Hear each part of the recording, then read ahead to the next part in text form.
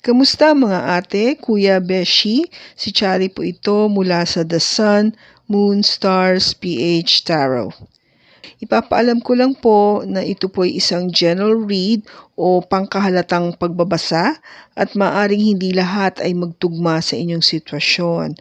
I-check din nyo ang inyong Moon, Rising at Venus sign. Baka doon mas tumugma ang read para sa inyo. At kung ang mensahe ay tama sa inyo, paki-like lang po at mag-subscribe kung hindi pa ninyo ito ginagawa. Okay, mag-umpisa na po tayo. Hello po mga ate, kuya, beshies. Kamusta na po kayo? Andito ulit ako si Chari para gumawa ng another reading. And this is for the sign of Cancer, Sun, Moon, Rising, and Venus. And of course, welcome po yung mga cross-watchers ni Cancer at yung mga bago po nating mga viewers. Tignan po natin ngayon kung ano yung mensahe para sa iyo itong Disyembre pagdating po sa pag-ibig.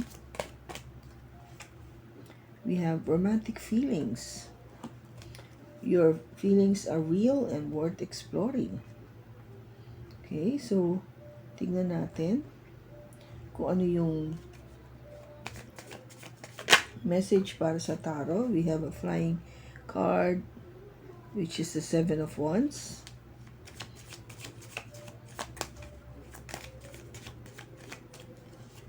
We have the Two of Cups, the Seven of Pentacles, the Knight of Wands, and the Four of Pentacles. Bottom niya is Strength card. Okay. Cancer, ang dito, yung Strength card natin, this is an energy coming from a Leo. You might be dealing with a Leo, Cancer.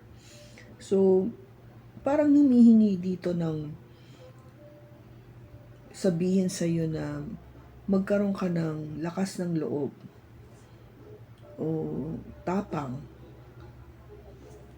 Tapang para kayanin, no? Makayanin yung pag-iintay, na huwag ka mapagod. Huwag ka mapagod sa pagdidepensa, no, sa pagmamahala na ito. Kasi kung ano yung minamanifest mo, kung ano yung pinagdasal mo, o hiniling mo sa universe o kay God, dadating yun. It will come. Okay? Dadating siya. You just have to believe na dadating siya. Kaya nga kailangan lakasan mong yung loob. No? Huwag kang panghinaan. Now, yung nakaraan mo, of course, you're very protective of your heart. Kung ano sino man ang magtatanong o may plano na sirain yung relationship nyo, talagang didepensahan mo siya. Kasi nakikita mo very challenging yung relationship nyo eh. Maybe because if this is something to do with same-sex relationship, challenging yon. Kung hindi naman, there might be some factors kung bakit nagiging problematic siya o kaya challenging. We will clarify. Now, what you need to do is, of course, to wait, no? Maghintay, be patient about this. And, you know, mag-ano lang. Just be, the thing is, hindi nga kasi to consistent eh, but andun yung passion, no? Just don't forget to, kung ipakita yung passion towards this relationship. And always hold on. Huwag mong i-let go. So, tingnan natin. Bakit andito yung Seven of Wands?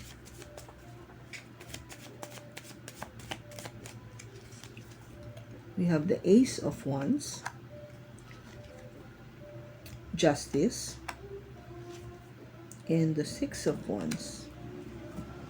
Bottom niya is the Ten of Swords. So, yung pagiging defensive mo, no? Kasi nga, nararamdaman mo talaga na totoo to, no? Yung nararamdaman ko para sa tao na to is totoong pagmamahal. Kasi yung bakit ka defensive? Kasi you're trying to protect yung new beginning yung dalawa. Yung pag-uumpisa ng passionate relationship yung dalawa. And it has been parang kung ba you wanted na maging balance yung relationship nyo. Balance at maging successful. Yun yung gusto mo. Kaya pinoprotektahan mo ito maigi. Kasi kakaumpisa nyo pa lang eh. Passionately, you're there. This is a new beginning sa relationship. Kaya kung ba parang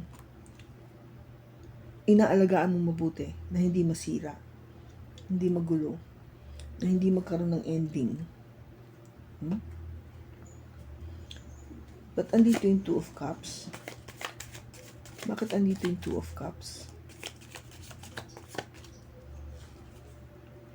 Queen of Swords, the Devil, and the King of Pentacles. Bottom niya is the Page of Swords. Now, bakit nagiging challenging ito? Because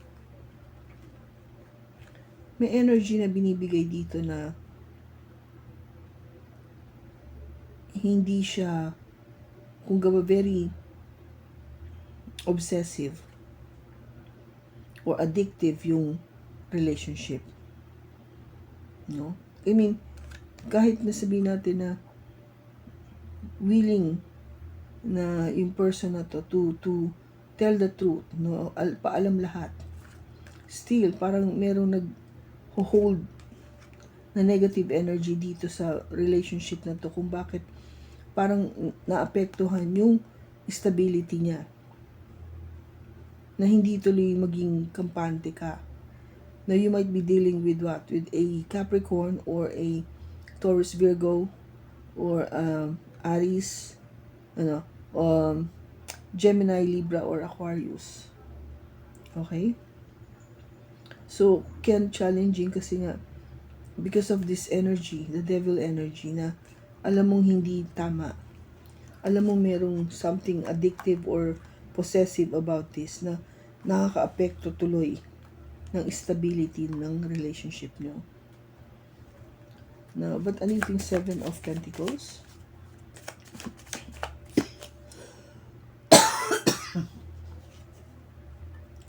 We have the Chariot, Five of Swords, and the Empress. Bottom is the Sun. Ngayon, sabi ko na, di ba, mag-intay ka lang. Just wait. Be patient. Magbo-bloom din ito. Yung, kung ano yung gusto mo mangyayari yun. But, kailangan ng panahon, oras, itapon, alagaan. Ano nga alagaan mo? Yung pag-move forward niya. Kasi mabilis nga yung energy na to. Puprotektahan mo siya sa mga taong gustong sumira ng relationship na to. Sa mga taong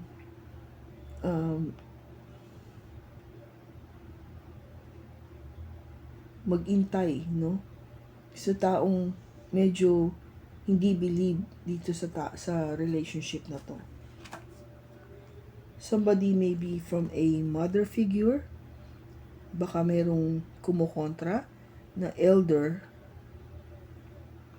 mas matanda sa inyo, na kumukontra dito sa relationship, no? Kaya kung gaba parang nagiging ano siya, challenging.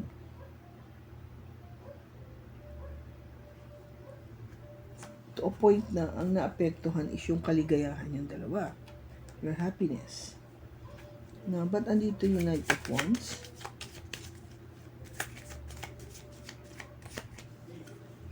We have the Six of Cups, the Ace of Swords, and the Four of Swords. Bottom niya is the Eight of Cups. So, yung intention mo na, of course, na panatiliin yung passion, no, maging buhay siya palagi. Kasi totoo naman yung nararamdaman feelings is really intended para dito sa tao mo na from the past. this person coming from the past, babalik siya para sa'yo lamang. And that's the truth, no? Malalaman mo yung katotohanan na yan, yung matagal mo nang iniintay. Yung matagal mo nang iniintay ng pagbabalik niya. You're waiting for this person to come back. And that's the truth.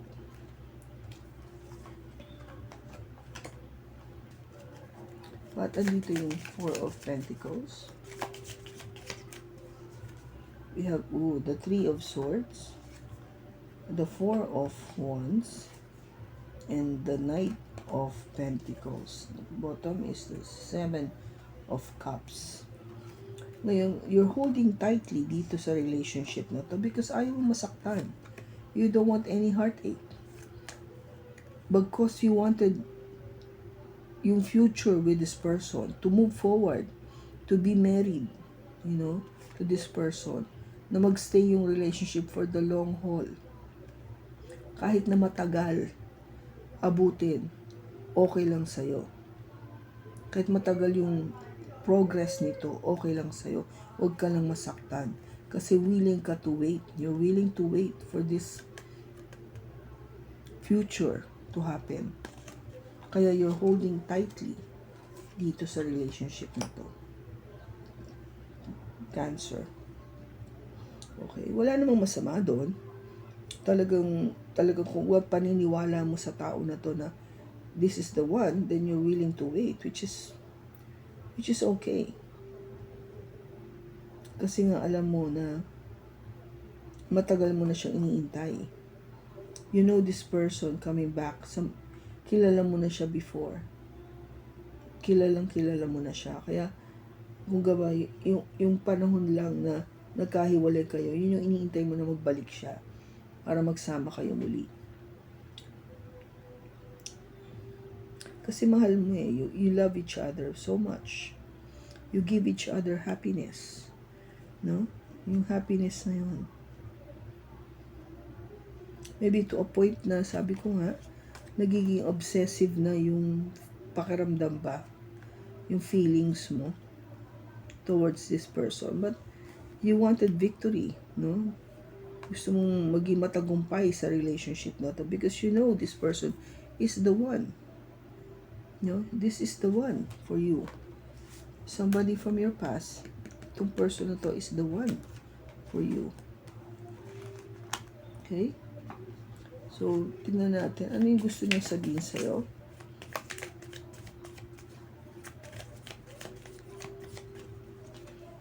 I wish I could share my good news with you. I want to be more than friends. I left you before you could leave me. So, nung time na siguro nawala siya, for a while, maybe this person is talking about yung past life. Maybe there's things that needs to be learned first kung bakit kailangan siya mawala. But since babalik na siya with the Six of Cups, I think ngayon, this time, alam niya na gusto lang niya, hindi lang maging magkaibigan kayo, kundi higit pa sa pagiging magkaibigan, which is because they have romantic feelings towards you. Cancer. Okay? I hope na nakatulong ito sa iyo. Maraming salamat sa pagsama mo sa akin sa pagbasa na ito. Sa susunod po muli, ingat ka and God bless.